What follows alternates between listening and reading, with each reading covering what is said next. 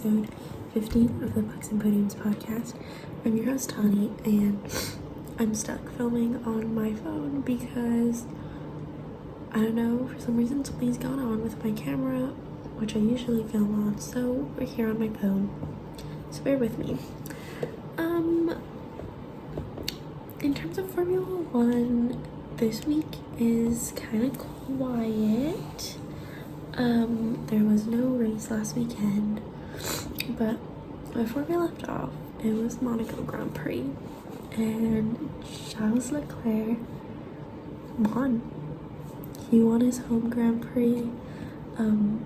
It was a sight. Everyone was celebrating. His whole family was there. His adopted son, Oscar, was on the podium as well. And it was a really cute, very memorable moment. Our next race is in Canada, which is actually this weekend, like the 7th to 9th of June. There were rumors that Esteban Ocon won't be driving for Alpine, but he will be,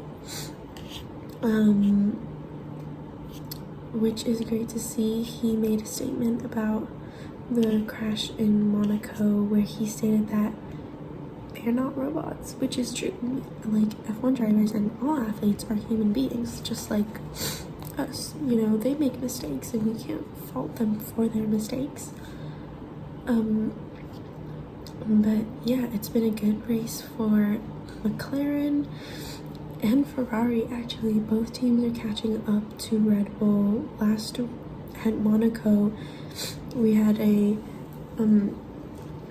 Ferrari, McLaren, like top four with Charles, Oscar, Carlos, and Lando, and a really big gap between them and George Russell, who the rest of the grid seemed to follow,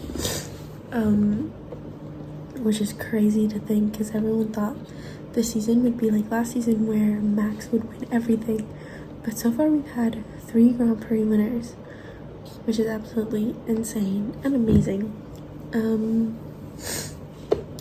We won't be seeing the F2 grid until Barcelona, which isn't for another like 2 weeks, I think. Sounds about right. But I'm very pleased to announce that after Monaco, Paul Aaron is the current leader of the F2 championship battle. So Paul Aaron has 80 points. Isaac Hadjar has 78 points, and Zayn Maloney has 69 points, followed by Dennis Hauger with 56. So it's actually quite close with the F2 championship race. 2 points between first and second. Second and third, it gets a bit bigger, but who knows? It really could be anyone's race. So they've got Barcelona, and then they follow up with Spielberg, Silverstone, Budapest, Spa, Monza, Baku, Qatar, and Abu Dhabi.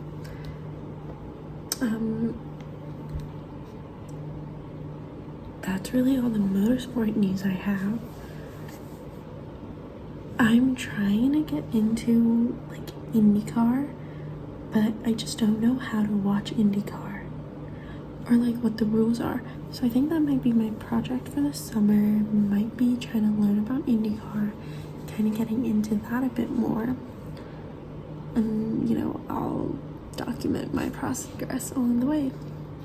But my new venture in the CHL has continued. So CHL are playoffs.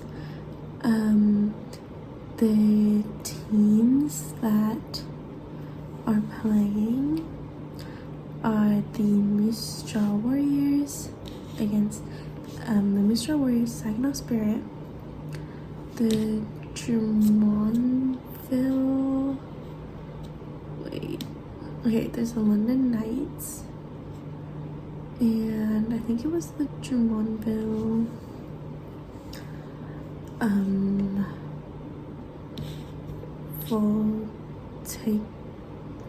Voltigeurs. I might have gotten the name wrong, but the London Knights are heading off to the Memorial Cup finals, and they play the Saginaw Spirit. So that will be happening soon. Very exciting. So, okay, what I didn't realize with this, with like the Memorial Cup, is that they play round robin. So Moose Jaw played Saginaw, and then London played Drummondville, Saginaw played Drummondville, London played Moose Jaw, and then Drummondville played Moose Jaw, and now Saginaw play, and then Saginaw played London. Yes, that makes sense. And then I don't know, actually, I'm a bit confused. But anyways, I don't know what's going on with my hair, but whatever. PWHL, first ever playoff season series, first ever playoffs, and PWHL Minnesota won. I saw a tweet which I was like, that's so true, and it said it's so fitting that the first ever team to win the PWHL Cup, the Walter Cup, was the team that's purple, because the PWHL colors, they're purple. I think that's fitting too. It kind of goes along with the narratives, and PWHL names should be coming out soon. I saw one suggestion for Minnesota being Minnesota Rain. So it's a play on the song Purple Rain, but it also fits in with them being the reigning champions, which I think is super cute. Yeah, I loved seeing Kendall Coyne-Schofield's son in the cup. It really shows that you can be a mom and still be a professional hockey player, which I think is adorable. But moving on to more playoff hockey, Stanley Cup finals. We've got our Western Conference and our Eastern Conference. So I'm not gonna lie, this has been a long round. It's really stressing me out. Like, I want to cry sometimes when I'm watching games. But I also don't want to like speculate like who's gonna make it into the finals and who's not. But at this point, I don't care anymore. Like, let's just go. I want the next season to start already. Like, I want to be done. But in our Western Conference finals, the Edmonton Oilers currently hold a lead. They got a 3-2 lead over the Dallas Stars with their win today. In the Eastern Conference finals, the Florida Panthers have a 3-2 win over the New York Rangers. So we could potentially be seeing Florida in the Stanley Cup playoffs again. Who they're playing could be the Oilers, it could be the Stars. Like, we could get Game 7, or it could end in Game 6. But anyway, there's that. There's the Lady Byng Trophy winner, Jacob Slavin of the Carolina Hurricanes. I don't know why I had to pause to think about the name of his team, but Jacob Slavin of the Carolina Hurricanes is your Lady Byng winner, Winter Classic with this Chicago and St. Louis. If you guys are interested in attending that, their tickets go on sale June 14th.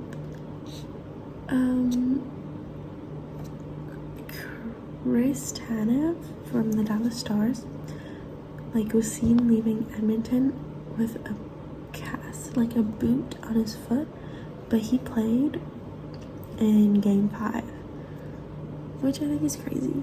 And it just reminds me of all the injury reports that you get from NHL players after playoffs.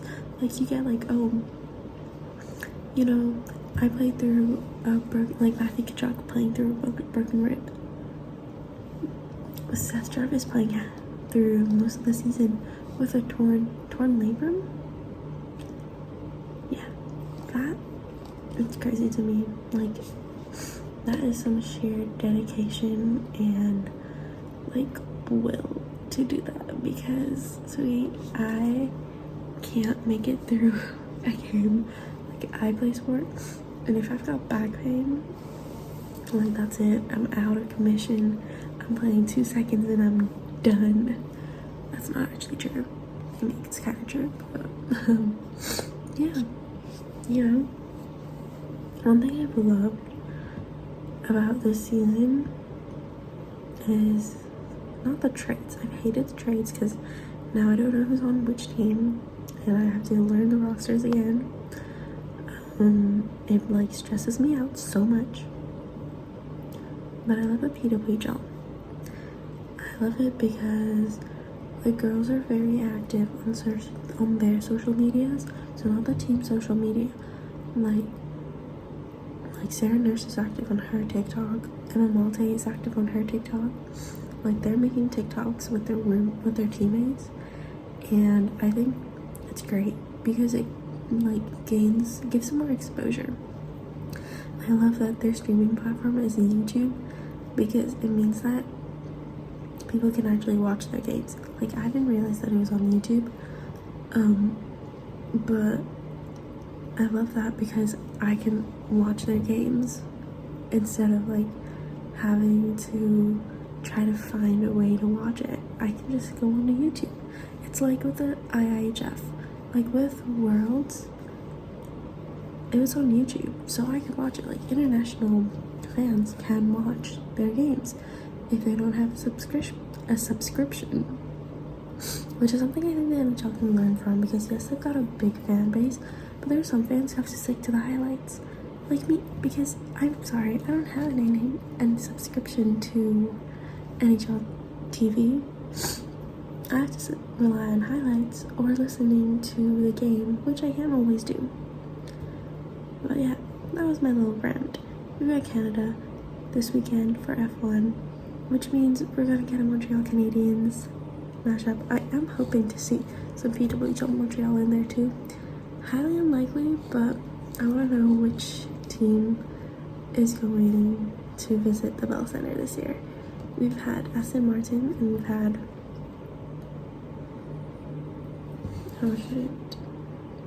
we had Fernando Alonso, and I don't remember, but it's been fun. I'll see you guys next week. Bye.